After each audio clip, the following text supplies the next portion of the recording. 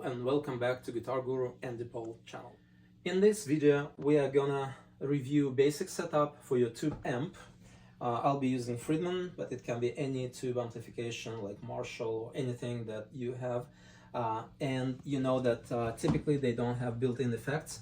So aside of your tube amp, you're supposed to have a guitar effect processor. What they use nowadays is Fractal audio systems or Kemper. Let me show you what it looks like. Today I'll be using Fractal FM9 Turbo Amp Modular FX processor.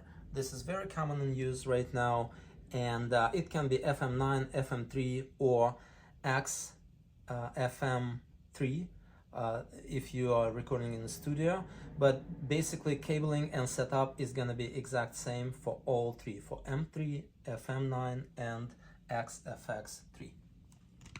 So nowadays, if you want to use guitar effects alongside with your tube amplification, it's not going to be just basic two cable setup like you would do with any guitar pedal, where from the left side you just connect to input of your amp and from the right side you connect to your guitar, right? It will actually combine a drive and distortion from your pedal or guitar processor with drive and distortion coming from your amplifier. So to avoid that, to avoid this extra mixing of drives and distortion and extra noise, like static noise or white noise, you will need to do 4 cable method setup, which I will explain in a minute. But first, basic setup for your amp. After you plug in and you connect using speaker cable, you connect your amp with the speaker cabinet. Make sure you use speaker cable, and make sure that before you plug in your guitar or processor and start playing, you actually connect your amp with cabinet. If there is no offload and you start playing, it can burn tubes inside your amp. And a friend of mine just ordered a set of tubes from Germany, and he paid 600 euros for those because he forgot to plug in his speaker cabinet into amp. Also, in the back panel of your tube amp, make sure that after you connected speakers with speaker cabinet, you take care of impedance and thumb. So this one should be in 8 ohm position, while this one just all the way straight up. And that would be all about setting up your actual tube amp. In the front panel of your amp, make sure you set up presence, bass, middle and treble, either all the way up, or I put it in on number 6 for all of them. Volume you adjust for left channel and right channel to your liking, and gain, typically number 1 is for clean sound, so gain is going to be low. Gain number 2 is for drive distortion sound, so it's almost all the way up. Then you power your amp, clicking power button first. You will see red light coming on. You wait for 15-20 seconds and then you hit standby. So it will be in fully operational mode after that. Now actual cabling, 4 cable method. You take a normal instrument cable that's coming from your guitar and connect it to input number 1 on your Fractal Audio FM9.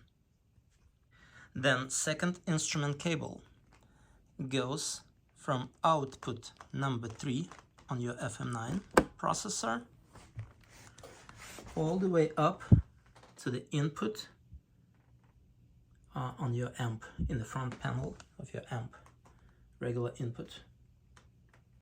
Third instrument cable goes into input 3 on your FM9 processor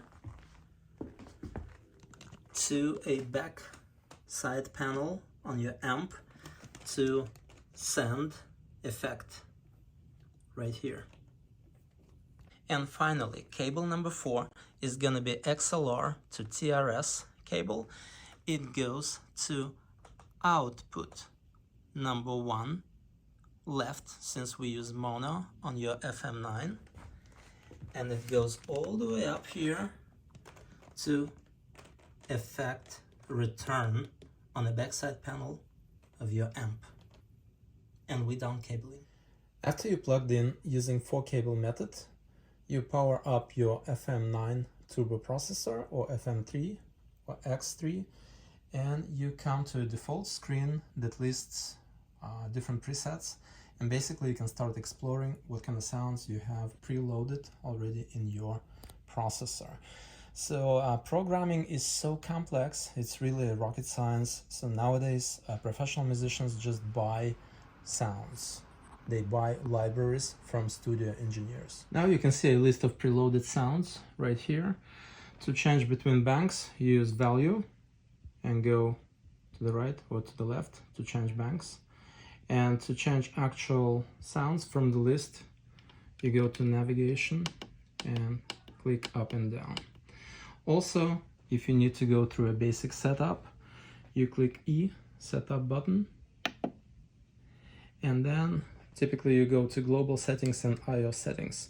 Let me briefly show you what you can do with global settings and I/O settings. Next, we want to set up our input and output levels. Press the E encoder from the home screen, and you can go to the setup menu. We're going to go to the I/O menu and scroll down. The first thing we're going to do is set input 2 mode to be left only, because I've connected my amp effects send to the left input on my FM3. We're running in mono at the moment. Then I'm going to set my output 1 configuration to be left plus right sum, again because we're running in mono. You were sending this to another power amp as a slave. You could use stereo and have stereo time-based effects, which is pretty fun.